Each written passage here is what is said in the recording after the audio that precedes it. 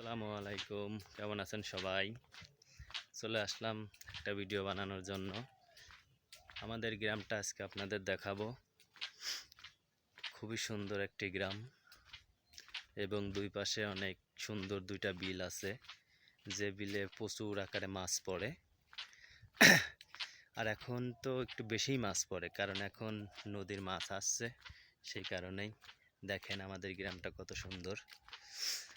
আসলেও নতুন একটা ভিডিওতে আজকে ছাড়বো এই কারণেই যে আমার পেজটা মনিটাইজেশন পেয়েছি, এই কারণেই।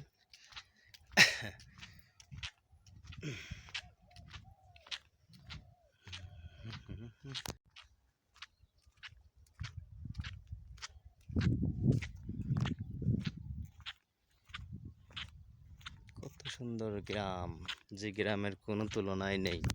শহরে বাস করার থেকে গ্রামে বাস করা কত সুন্দর, কত শান্তি।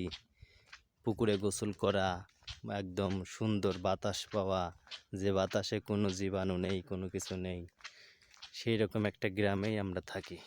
এই যে দেখেন, এটা আমাদের গ্রামের রাস্তা।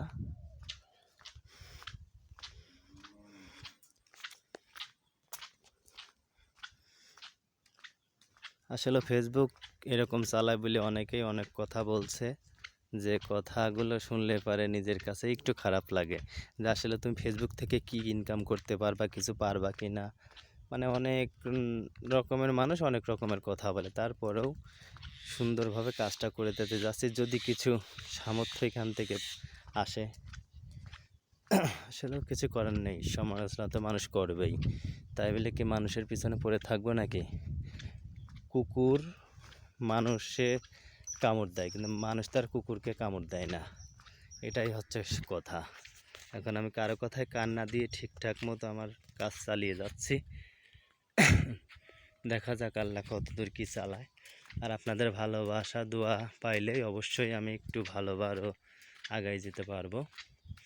সব কিছু এখন আপনাদের উপর নির্ভরশীল করছে। আর আসলে আমি নতুন, তো সেই জন্য কথা একটু গুছাই বলতে পারি না। যদি কোনো ভুলে থাকে অবশ্যই আমাকে ক্ষমা করবেন। আর আমার ভিডিওটা একটু আপনারা দেখবেন, শেয়ার করবেন।